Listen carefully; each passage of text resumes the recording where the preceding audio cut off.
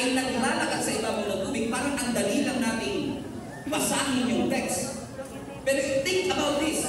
Jesus was walking on the water. Jesus, the creator of the universe. Jesus who spoke the universe into existence. Justified gravity and buoyancy at this point. He walked on. Now, ang tubig, nilalangoy yan. Hindi nilalakaran. Pero walang imposible sa ating Panginoon. Kaya nilalangoy yan mo, kinakaluluran mo, pero sa Panginoon nilalakaran lang yan. Hallelujah.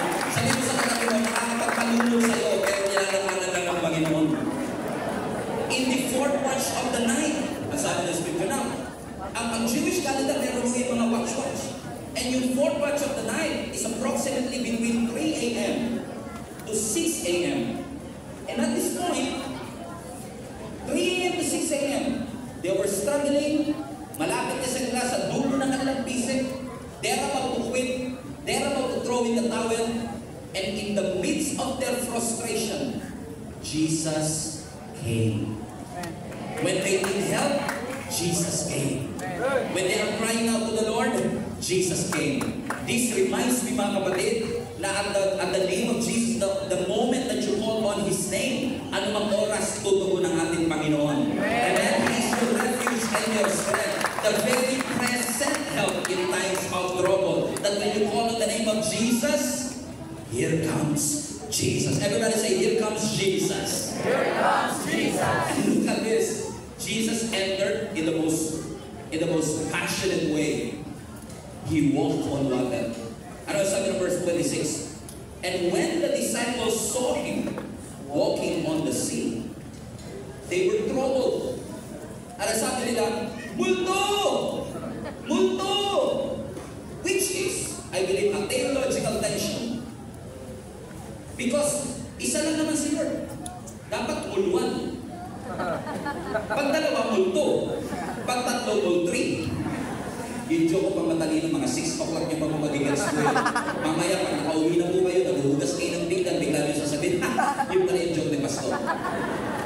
Sabi ng Bible, when Jesus was walking on the sea, and when these disciples saw Jesus walking on the sea, they cried out of fear. Now, think about this. Ano po ang tulog ng 12 lalaki na takot? These are 12 disciples, all male. And they were crying out of fear. Multo na! Multo! They were crying out of fear. Pinagkamalan nilang multo ang ating Panginoon. Nangyari po ba sa buhay ninyo yun? Na yung rescue, pinagkamalan yung multo? Yung answered prayer, pinagkamalan ninyong multo?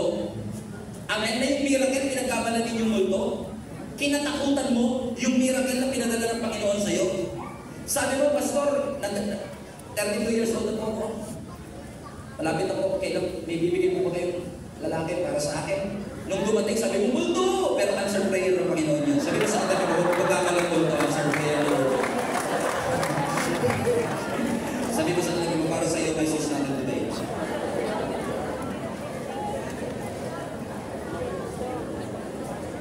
Now think about this.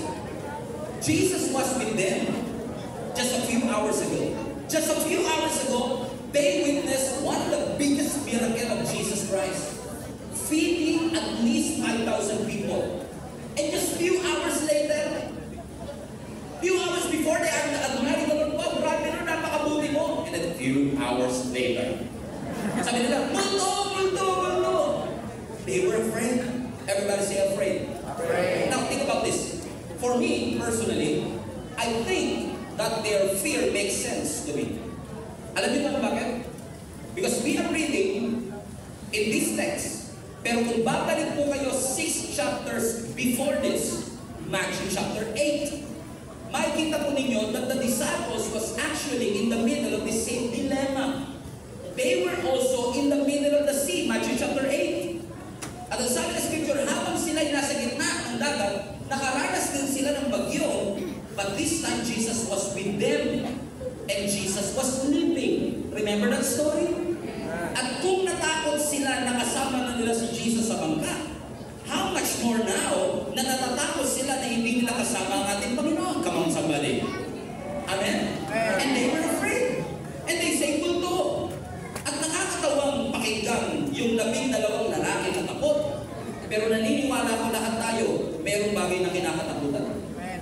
Sabi ng iba, Pastor, wala akong kinakatakutan. Many of us are afraid of death.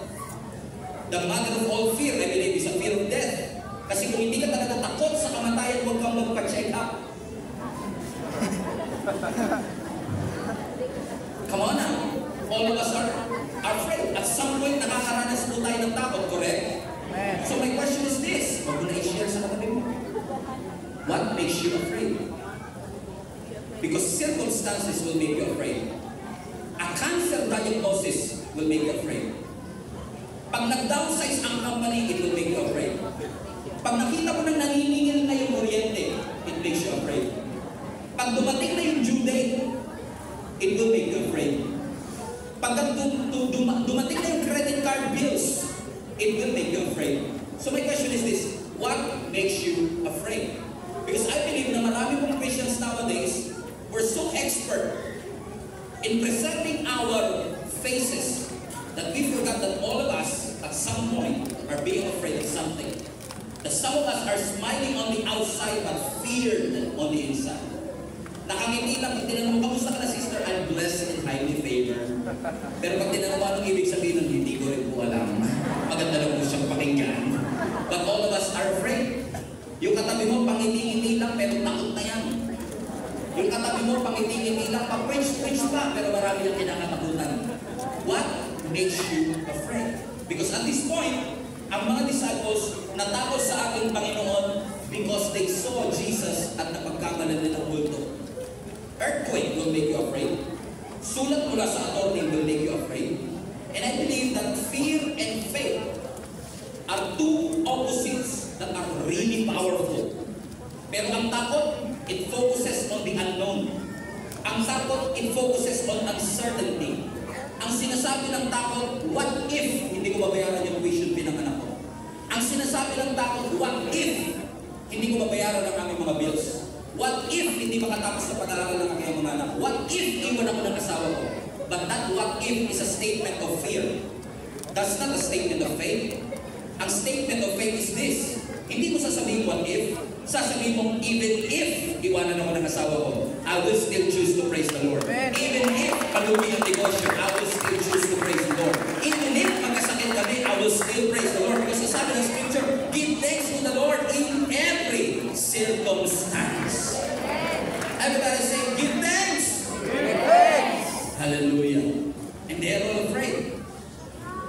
But thank God we have faith.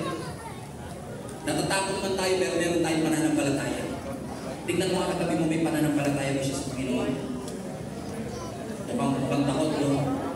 So sabi ng scripture, ang mga disciples, sumisigaw sila, multo, multo, multo! Watch this, verse 27.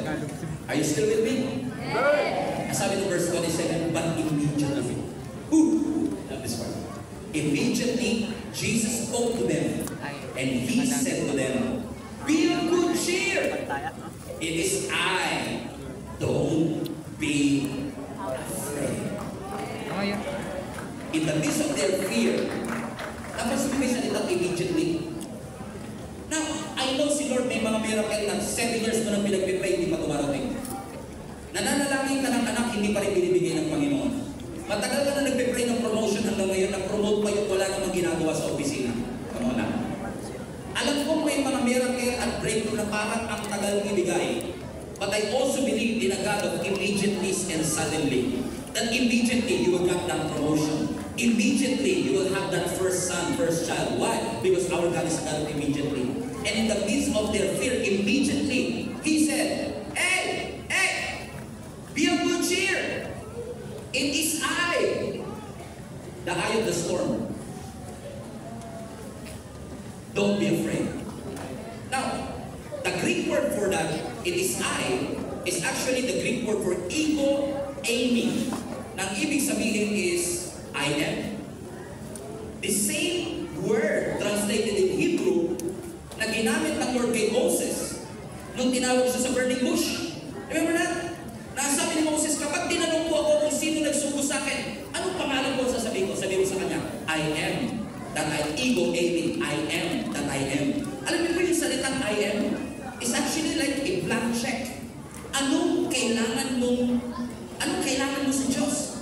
And He will be. Kailangan mo kagalingan? I am your healer.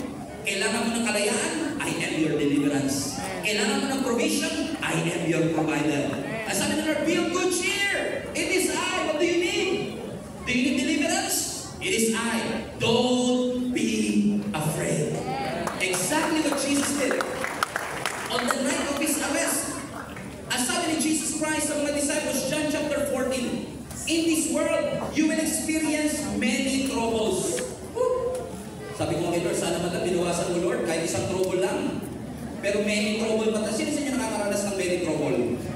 Yung sa harap mo, may family issue, pagtalikod mo, financial issue, sa gilid mo, may nag-aaway, sa kaliwa naman, church naman, napapaligiran ka ng mga problema. Sino sa inyo napapaligiran kayo ng mga many troubles? Amen? Tapos gusto mo na sumuko. Gusto mo na mag-quit. Naalala niyo sa Leviticus chapter, Ecclesiastes chapter 3, there's a time and season for everything. A time to mourn, a time to die, a time to be happy. Naalala niyo? Those are 28 seasons. 28, all in all. Pero wala ni isa doon yung season to quit. Ang sabi ng Lord, don't be afraid. Pagod ka, magpahinga ka, huwag ka mag-quit. Come on now. Yun lang yung kailangan ng katabi mo, pwede na mag-quit. Amen? It is I. Don't be afraid. Ang sabi ni Jesus Christ, in this world you will experience many troubles, but take heart. For I have, anong gagawin natin? Jesus have overcome the world. Sabi mo sa katabi mo, huwag ka natakot. Kung na-overcome din ng mundo, na-overcome niya kami yung utang mo. Don't be afraid. Watch this, verse 28. Balikan na natin verse 27 na. But immediately, everybody read this? Immediately, Jesus spoke to them, saying, be of good cheer, it is time, don't be afraid. Verse 28. And Peter answered him. May tanong ba? Wala namang tanong eh. Pansinin niyo si Peter, no, kahit hindi tinatanong, sumasagot. May mga kilala ba kayong ganyan sa mga ka-office date? Yung hindi naman tinatanong, sumasagot. No, yung gusto ng special participation. Kala mo lagi kay graded recitation. Sabi ni Lord, be of good cheer, it is I, don't be afraid. And Peter answered. Ano sagot ni Peter? Everybody read this today. Ang sabi niya, Lord, if it is you, now, slowly. Ano yung magbabasa kayo ng scripture, dahan-dahan. Okay, kasi pag dahan-dahan binabasa, mas mahuli, ano mas mahuli. Ang sabi ng scripture, Peter answered, and he said, Lord, wait, let's back up. Immediately, Jesus spoke, and he said, be of good cheer, it is I, don't be afraid. Lord, if it is you, command me to walk to you on the water. Now, Lord, if it is you. Lord, kung ikaw talaga yan. May naglalakad sa ibabaw ng tubig. Sabi ni Lord, be of good cheer, it is time, don't be afraid. Ano sagot ni Peter? Lord, so ikaw talaga yan. Now, kung ako si Jesus, obviously hindi ako si Jesus. Pero kung ako si Jesus, sabihin ko, ano kung ako talaga to? Meron pa ba bang kilala ng iba na kaya lumakad sa ibabaw ng tubig? Is it as if everyone can walk on water? Obviously not. Pero anong tanong ni Peter? Lord, kung ikaw talaga yan, command me to walk to you on the water. Alam niyo bakit? Parang sinasabi ni Peter, narinig ko po yung boses niyo, pero gusto ko po ng pruweba, ng proof. Naranasan niyo ba minsan niyo? Yung narinig ko yung boses ni Lord, ikaw ba yan? Parang lagi mo hinihingan si Lord ng 2 valid ID. Parang dudang-duda ka. Sino pa ba ang kaya maglakad sa tubig? Is it as if anyone can walk on water? Lord, may kinala ba kayong katabi na ganyan? Narinig niya na yung boses ni Lord, pero imbis na sumunod, nagtanong pa. Ano sabi niya sa Lord? Lord, o ikaw talaga yan, please present your 2 valid IDs. I just want to clarify kung ikaw naman talaga to. Kasi sinasabi ni Peter, narinig ko po ang boses mo, Panginoon, pero kailangan mo po ng pruweba. Nangyayari ba minsan sa buhay natin to, na parang laging kailangan patunayan ng Diyos ang kanyang sarili sa atin? Na every time may gagawin ng Panginoon sa atin, lagi mo sasabihin, si Lord ba talaga yun? Is it as if naman everyone can do a miracle? Is it as if everyone can make a breakthrough? God wants to remind each and every one of you today that God is just that powerful, that He can do something that man cannot do. He can be something that man cannot be. So don't ask that question, ikaw po ba talaga yan, Panginoon? Kasi naniniwala ko maraming mga milagro sa ating buhay that we take for granted. Kasi inakala natin effort natin, lakas natin, education o connection natin. But let me tell you this, it's not your connection. It's not your education. It's not even your talent. It's all God. It's all God.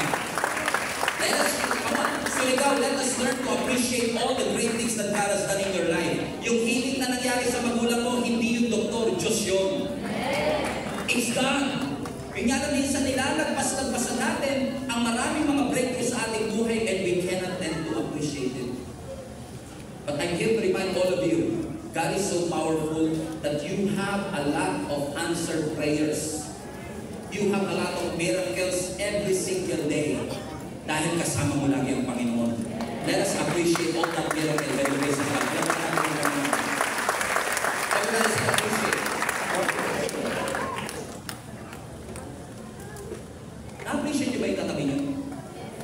Na-appreciate nyo ba na meron tayong bugyan sa salitaw? Na-appreciate nyo ba yung sikaw ng katabi nyo ngayon? Na-appreciate nyo ba na yung topic natin yung katabi mo ngayon?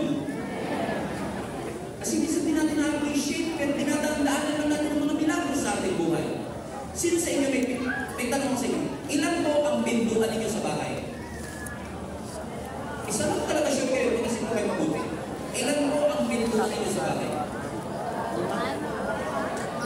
Sabi ng iba, basta mga ano po, apat.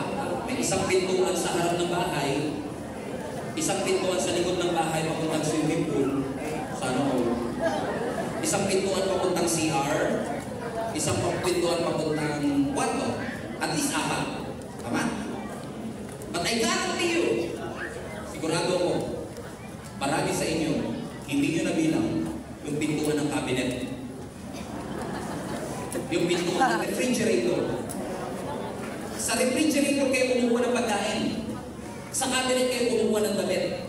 Pero nilalagpas-tagpasan nyo kasi masyado kayo nakapokus sa front door, sa back door, pintuan ng CR, pintuan ng kwarto, na nakalimutan nyo marami pang pintuan na ginagamit ang Panginoon para hiyatin sa iyo ang mga blessings sa mga pangalan ng Diyos. Come on! Let's give him some praise. Lord! I believe! I believe! Sabi ni Peter, Lord, if it is you, command me to come to you on the water. Command me to come to you. So sabi ni Peter, Lord, if it is you. And then sabi niya, Lord, command me to come to you on the water. Command me to come to you on the water. Command me to come to you on the water. Nung narinig ko ni Jesus, alam na natin ang story. Sabi ni Jesus, hindi ka. Pero ano kaya ang sinabi ng mga disciples?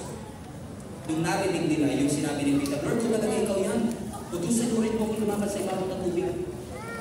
Siguro sabi ng mga ibang disciples, hindi naman naman ito si Peter. Jesus na nga nakakalakad sa ibabaw ng tubig. Gusto ko, bida-bida rin ito eh. Gusto ko sumama na sa paglakad sa ibabaw ng tubig eh. Na parang, gusto ko ha? Si Jesus na nga lumalakad sa ibabaw ng tubig. Pero ang sabi ni Peter, Lord, kung ikaw talaga yan, command me to come to you on the water. Parang lumalabas na parang gustong agawan ni Peter na spotlight ng ating Panginoon. Na parang pagdating ng araw, pag pinag-aaralan natin, dalawa ang nakalakad sa ibabaw ng tubig. Hindi lang si Jesus, hindi pati si Peter. Correct. At pwede sabihin nila, Luke, sabihin ng mga disciples, lalo na ni Judas, bida-bida po. At minsan tinatawanan natin si Peter sa kanyang pananampalataya na parang bida-bida siya. Pero kung tutuusin, his faith is greater than these disciples. Kasi at least si Peter, he tried. Pero yung mga disciples, nasan sila? They don't know. But if truth be told, walang gusto si Peter na agawan ng spotlight ng ating Panginoon. He was not saying, Lord, I want to do it also para maging viral din ako sa Facebook. No. Ang sinasabi ni Peter, Lord, if you can do that, I want to do that also with you.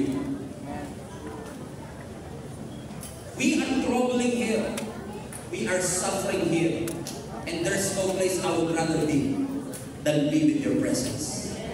Di ba na kung nasa bagyo ko nakasama kita, kesa walang problema na hindi kita kasama. Kasi as long as I am with you, I know I can do the impossible. As long as I am with you, I can witness the incredible. Amen. magical about Peter, but there's everything glorious about our Lord Jesus Christ. Kaya sabi niya, Lord, kung talagang ikaw yan, command me to come to you on the water. Hindi nagbibida-bida si Peter. Gusto niya lang sabihin, Lord, masyado po mahirap ang pinagdadaanan namin. And if you are walking on the water, I am a fisherman. I've never seen somebody walk on water. And this is a miracle. I am personally witnessing a miracle. And if you are doing something, and if you are walking on the water, I don't want na taganood lang ako ng miracle. I want to be part of the miracle. So if you are doing something in Surigao, I want to be part of the miracle. If you are doing something in my family, I want to be part of a miracle. If you are doing something in Mindanao, I want to be part of a miracle. Sino sa inyo gusto nyo maging part ng miracle? Alam niyo kung bakit? Ang mga Kristiyano, hindi lang tayo tinawag ng Lord para maging cheerleader ng iba. Kasi di ba, hinahangaan natin ibang tao na nagpapagamit sa Panginoon. How many of you are grateful sa lahat ng mga talented people na ginamit ng Lord kanina pa mula umaga? Amen? How many of you are grateful sa lahat ng mga talented people na nag-prepare ng hugyaw sa Surigao? Come on na! Amen? But, what about your talent? What about your giftings? What about you? I want to challenge you today. Huwag ka lang maging spectator ng iba na nagpapagamit sa Panginoon. If God is doing something in my church, I'm all in. I want to be part of that miracle. If you are doing something in our country, I'm all in. I want to be part of that miracle also. Amen? Amen? Itigo mo na yung katabi mo, milagro yan. It's a miracle. Amen? I want to be part of that miracle. Gamitin mo po, Panginoon, para ang miracle na ito'y mangyari sa aking buhay. Hallelujah. Praise the Lord. Ang sabi na scripture, Lord, if it is you, command me to come to you on the water. The waves are scary, the waves are boisterous, but there's no place I would rather be than be in your presence. Sino sa inyo mga kapatid will testify also na di bali na mawalan ako ng trabaho, huwag lang akong mawalan ng Diyos. Di bali na mawalan ako ng lahat ng bagay, huwag lang mawawala ang Panginoon. Tanggalin mo na lahat, Lord. Huwag lang ang iyong presensya sa akin. Ang sabi niya, Lord, if it is you, command me to come to you on the water. Next verse. Verse 29. Ano sabi ng Panginoon? And Jesus said, one word. Come. Go ahead. Come. Ano sabi ni Jesus? Ano po sabi ni Jesus? Pakiulit po. Pakilakas po. Ang sabi ni Jesus, one word. Ano sabi ng scripture? When Jesus said, come, kung di reading, and when Peter had come down out of the boat, he was able to walk on water, go with Jesus. Ito na sinabi niya, Lord, if it is you, command me to come to you on the water. Hindi sinabi ni Jesus, ikaw naman, pinapita ka pa. Ako na ngayon malakas ang tubig, gusto mo pang sumabay. Hindi. Hindi niya in-wreck si Peter kasi walang dapat in-wreck.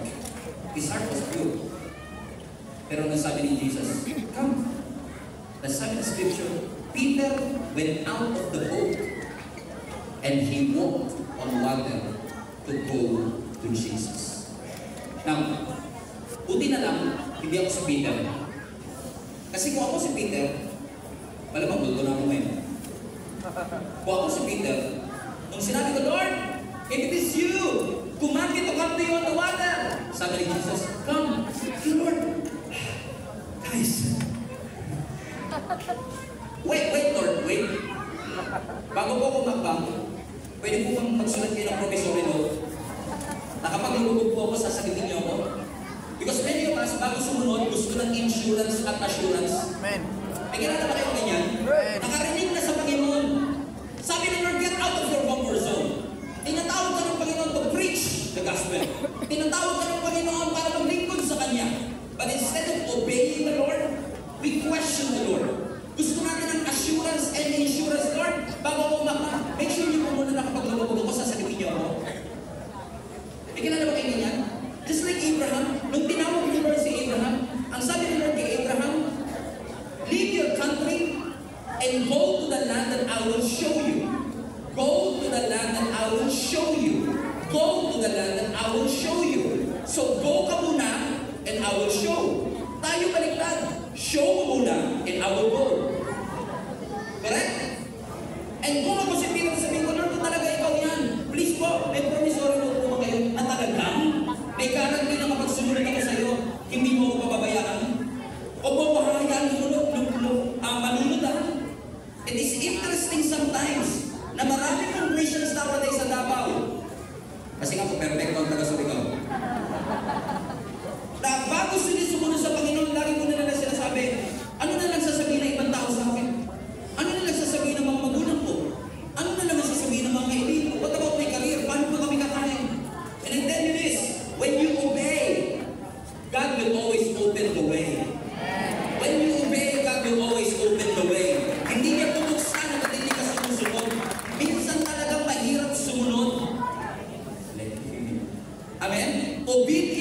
will cost you more.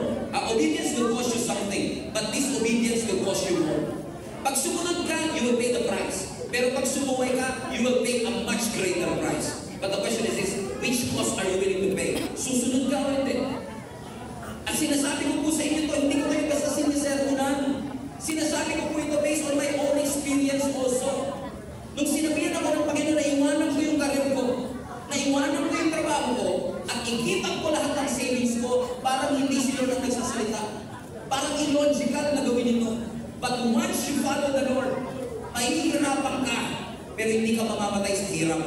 Minsan magugutom ka, pero hindi ka papatayin ng Lord sa gutom. Minsan kakain ka ng lugaw, pero hindi hahayaan na mamatay ka sa gutom. Bakit? When you obey, God will open the way. When you obey, God will open the way.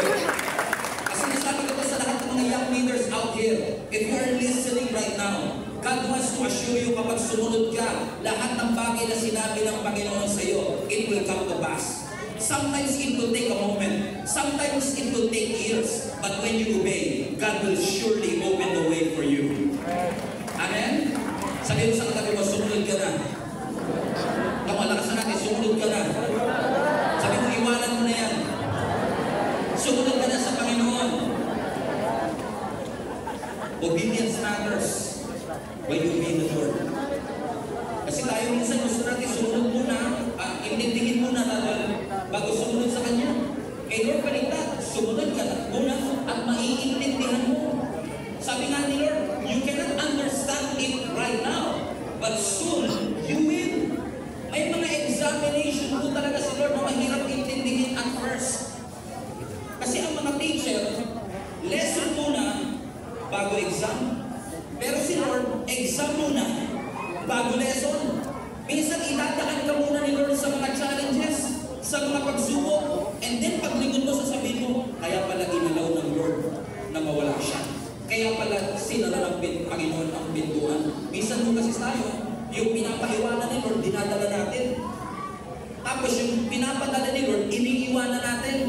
God wants to remind each and every one of you, pag pinaiwanan, iwanan mo na.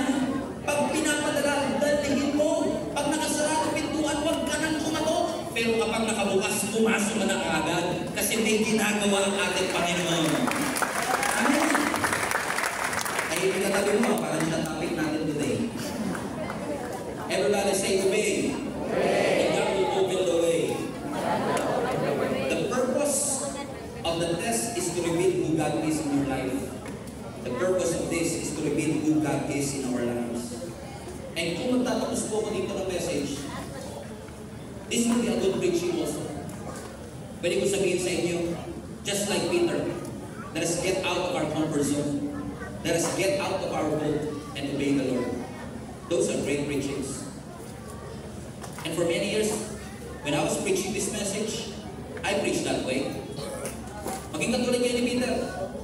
Huwag kayong matakot to get out of your comfort zone. Go on a mission. Kung pinapasabi ng Lord, iwanan mo. And those are good preaching. But what about the other side of the story? Sabi ng scripture, Peter, when he went out the boat, he was able to walk on water for a while. Nung nawala yung kanyang focus, sabi ng scripture, lumubog si Peter. Let's follow the story. Verse 30. Verse 30. Matthew 14, verse 30. Everybody read this with me. 1, 2, 3, go. But when he saw the wind, he was afraid. But wait. When he saw the wind, he saw the wind. When he saw the wind. Eh, nakakita ba ng hangin siya? Wala. He cannot see the wind, but he can see the effects of the wind. Because for those of you who are asking, may Diyos na talaga, you cannot see God, but you can see the effects of God. You can see the miracles. Tingnan mo yung katabi mo, yan ang epekto na may Diyos. Katunayan na may Diyos. Pero baka mas malaki sa demonyo. Pero tingnan mo lang sa kabila. Sa kabila na lang, sa kabila.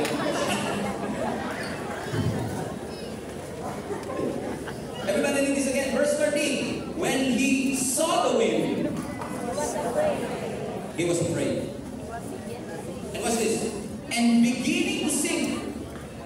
cried out, Lord, help me. Now, sabi niya, Lord, if it is you, command me to come to you on water. Sabi niya, Lord, go, come.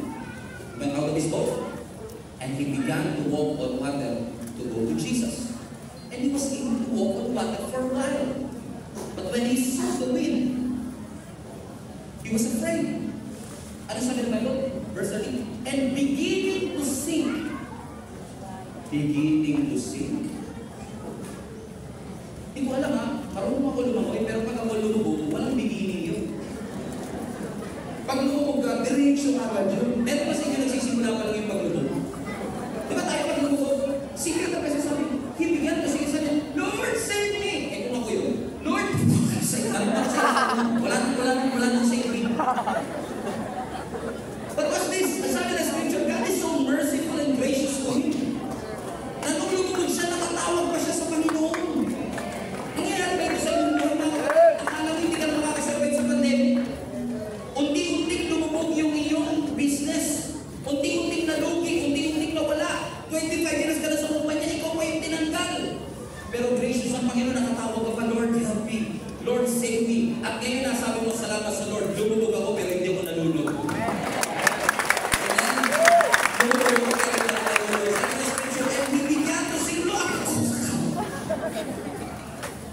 And sabi ng verse 31 this, and immediately, I didn't know.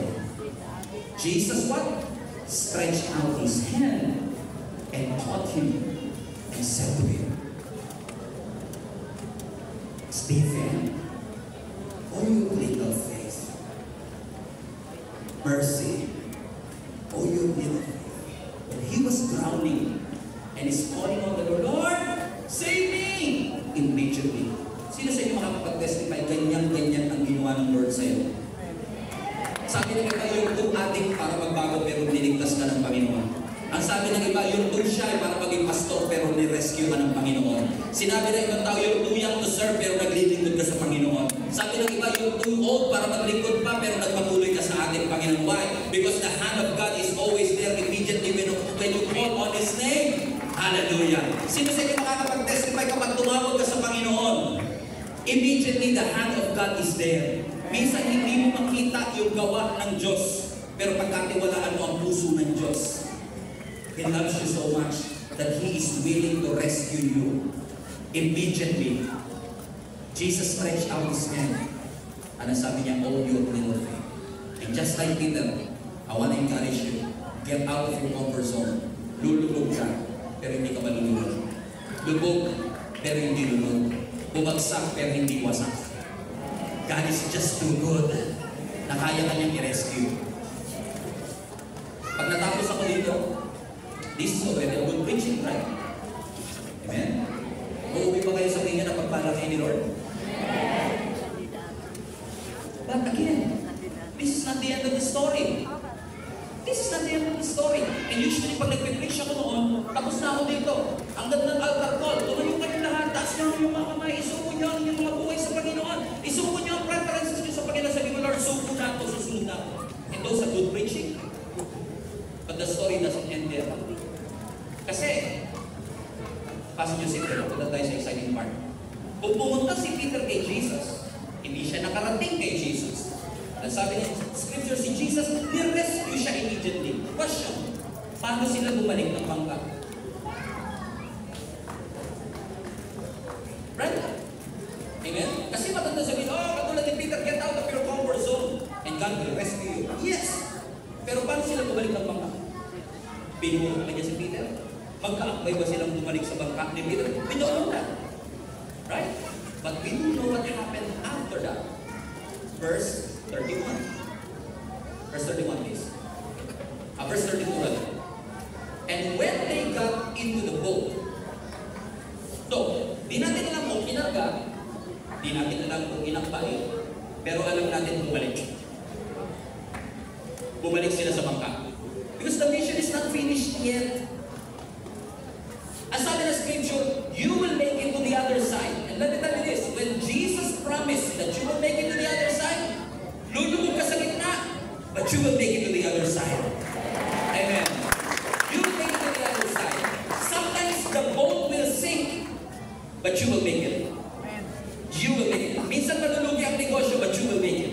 Minsan mawawala lahat ng mga kaibigan mo, but you will make it.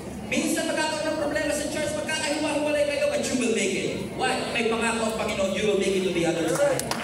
Let that promise in Jesus' name. Sabi mo sa kanila, you will make it. Because God is with you. You will make it to the other side. Ano sabi ng scripture? Bumalik sila to the boat. And watch this. Verse 33. Look at this scripture. Then those who were in the boat, sino yun? Mga disciples, right? Those who were in the boat, everybody came and worshipped, capital H, Him. And they said, truly, you are the Son of God. Referring to who? Jesus. What if